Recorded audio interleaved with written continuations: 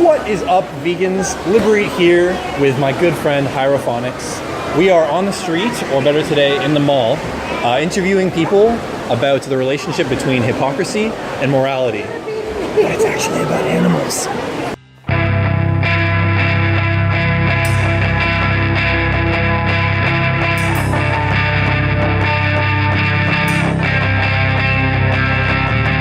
Laverne, how would you define a hypocrite? Someone who says one thing but then does another or goes against that, I guess. Okay. Yeah, I agree. So someone who says they believe or do one thing and then their actions don't speak to that or go against that, you say? Yeah. All right. So Natasha, how would you define a hypocrite? A hypocrite is somebody that tells you one thing, possibly negative, and goes back and does exactly the same thing. So that's somebody that, morally would tell you this is wrong, but will go back and do the same thing behind closed doors. So in the open, they have this mask, but behind closed doors, they're totally different. So someone whose actions maybe don't align with their words or what they say? Actions and what they do when nobody else is looking. Interesting. You know? Okay. So yeah. So first I'd like to find out, how would you guys define a hypocrite? What is a hypocrite? What makes someone a hypocrite? I think my mind generally goes to someone who says one thing but then does the opposite of what they're saying. Right? It's kind of the contradiction of what you say you stand for versus what you actually do. The words versus actions. Exactly. There, like, if you have a very virtuous persona and then you just go and do whatever you want. Like things that disagree with the persona that you're presenting. Yeah, like you're almost leveraging that persona to get away with. Interesting. Okay, I haven't actually heard that view of it before. Okay. Do you think it is possible for someone to be a hypocrite and not be aware of it? Yes. Yeah? Yeah, I think so.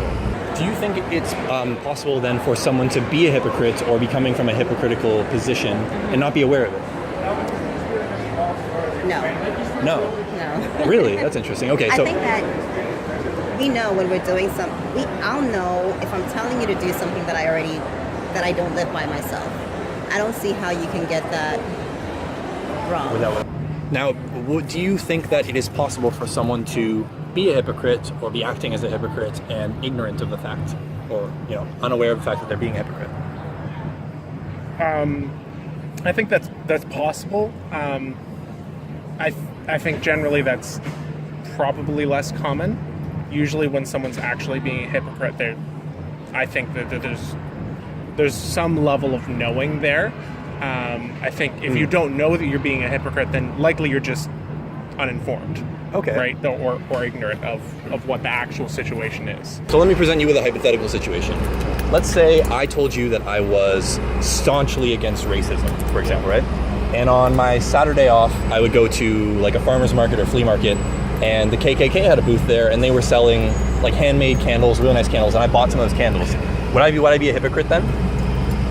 Yeah, I think so at that point. Yeah. If I wasn't aware that I was financially supporting them or whatever, if there was hypocrisy there, you think that's also possible, right? Like I could be ignorant of the fact? Sure. Yeah. Do you believe then if, say, one of my friends said like, hey man, you're kind of being a hypocrite here, like made me aware of the situation, explained it, do you think I would then have some sort of moral or logical obligation to then change that habit? Maybe purchase them somewhere else from another source or something like that?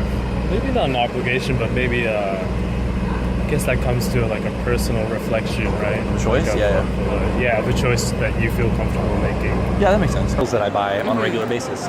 Would I then be a hypocrite? You don't know, so you're not a hypocrite. So do you think that if I become aware of it, If you become aware of it and you do nothing about it, like go back and take the candles back, that's fine. I still won't call you a hypocrite. But if I keep buying, keep going it, I would think you're a hypocrite. If it's something you disagree with, yes, you are a hypocrite. If you know now, you have a knowledge. If you don't have a knowledge, I think it's okay. Do you think if someone like myself were to do that, would I deserve any respect? If you carried on doing that, personally, no. Respect is earned, and I don't think you'd earn that respect at that point. So would you say that conscious hypocrisy or conscious acts of hypocrisy warrant any sort of respect? Conscious acts of hypocrisy I don't think should warrant any sort of respect. Unconscious acts of hypocrisy, I think, warrant education. Okay. And you can find it if it's actually hypocrisy when you educate that person, and then the hypocrisy either stops or doesn't stop, right? Yeah. Because it gives that person the opportunity to change their actions. Sure. Yeah. So once they're made aware of it, Exactly. they're only hypocrite if they continue doing it. Exactly. Okay. And if they continue doing it, that's not a respectable position in your Correct. opinion. Yeah. Okay. Or Is it from our mostly experiences? subjective or mostly objective? I don't know. It's hard to say. I think there should be some objective moral truths that are universal, but then those are really hard to negotiate between different subject positions, right? So I wouldn't argue that there are some objective moral truths that are sort of like agreed upon amongst people without having to be spoken about. So I'm now going to try and sort of define those. And some of the questions I'm about to ask you, the answer will seem very obvious, but what I'm really looking for here is the why, okay? So would you kick a child in the head if you didn't have to? So would you, if you didn't have to, kick a child, would you ever, if you didn't have to, it wasn't in self-defense or anything like that, kick a child, a human child in the head? No, Why not? because hurting a child is wrong. Why is it wrong? Because I guess it can have a lasting emotional effect on the child that may be negative because children are not as... Because they're innocent? Yeah, They can't defend themselves? Sure, yeah, all that kind of stuff. Yeah. Would I kick a child in the head? Yes. Definitely not. Why not? I just believe it's wrong. So Just not because it's a child, just in general. Because it's a child, so obviously... So the as a unnecessary human violence? being, yeah, unnecessary violence. I can't think of any justifiable reason of why I'd want to kick a child in the head. Sure. That's a hell of a question. No, I don't think I would do that. Why not? Why would I not kick a child in the head? Let's say it felt really good. So do you think we have a responsibility, being bigger and more powerful than them, to sort of protect them or keep them sheltered from harm if possible? Yeah. Maybe self-defense if the kid was trying to kill you or something like that. I don't think I'd still kick the child in No? the head, yeah. Because say children are innocent. Yes. Maybe they don't know any better. I think the situation you've given me is pretty rare. I'd probably overpower a child. Sure, So yeah. I don't think that force is necessary. Fair. Okay. Yeah, I agree with you. Like, there's this collective set of values and taboos that everybody in a specific society, but even on a larger level, tend to have. Like, probably I don't know, 200 years ago, that might have been okay. That's not okay now. Sure. Like, society will kick your ass if you even think about that. Doing something like that. So let's broaden it to something that maybe is sort of less easy to empathize with. Would you kick a dog in the head if you didn't have to? So we're taking self-defense out of the equation. Right. No, I wouldn't kick a dog. Would you kick a dog in the head if you didn't have to? No, No, never. no. Like if I kick something that's far weaker than me, for example, that's considered unjust and unfair because there's a power dynamic, and I don't need to take that action, right? Sure, I mean, if it's self-defense, it could be justified. For right, example. but in that case, the argument about whether or not kicking a child, for example, would be morally okay. I think part of that comes down to biology. Part of that comes down to we've developed this idea that children are sacred. And why not? Because, I guess a similar thing to kids. They're innocent. They can't defend themselves. Yeah. Okay. No, Never. no. Why not? I think it's cruel, personally. That's just my personal opinion. Sure. If you have a lot of power compared to someone else who doesn't have a lot of power, and then for no reason you exert that power to oppress that person, that's seen as unjust. So let's broaden it a bit further. Would you kick a pig in the head if you didn't have to? Would it be okay to kick a pig in the head if you didn't have to? I'd rather not. Okay. You'd rather not? Yeah, I'd rather not kick it. Why is that? I think generally, personally, don't want to harm life in a really direct way like that. If you don't have to, right? Yeah, but Okay. No, So let's take it a little bit further than that. Would you stab a pig in the throat? no. Why not? I think it's brutal and necessary. Yeah. I see where we're going with this. I mean, it kind of comes down to, do you see the pig as being a sentient thing and as having feelings, as being able to be hurt, right? Sure. Like if I go and kick this tree, probably nobody will care. No. But if this tree is a dog or a pig, someone's going to care, right? Because I don't need to do that, right? Yeah. So we're associating feelings with the pig, and I think generally people would say that's wrong. I would say that's wrong. Sure. What about stabbing him in the throat? Would you stab a pig in the throat? No, probably not. No. I mean, yeah, no. If you didn't have to, right? Yeah, I didn't have to. Okay.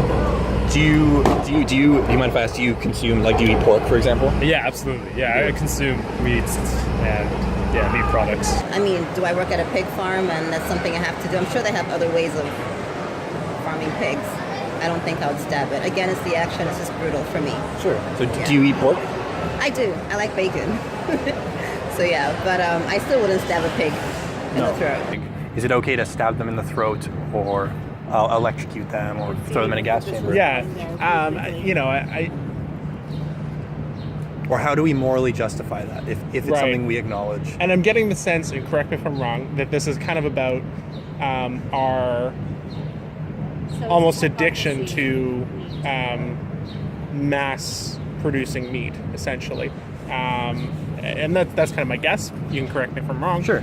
But yeah, I mean, it's the same kind of thing. Where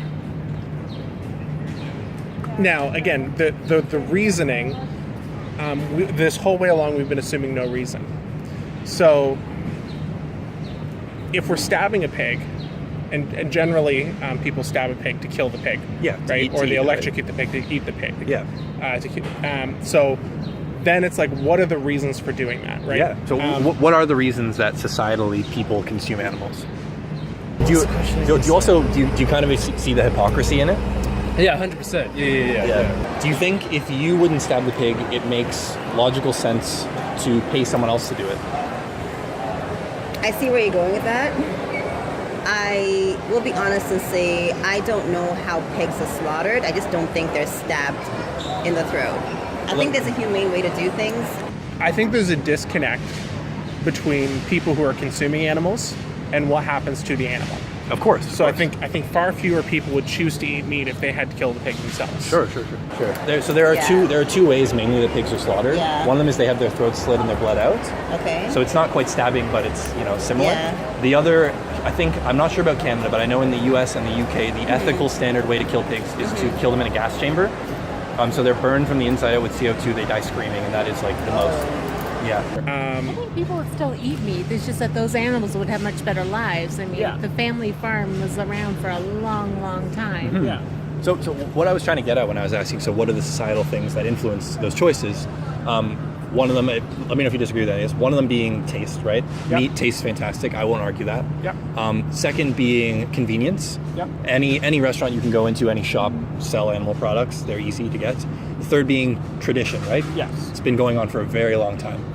The question becomes, though, because if you seem to have acknowledged that on a basic moral level, you disagree with what happens to the animal in order to get there, right? Yeah. Do any of those three reasons morally justify the action involved?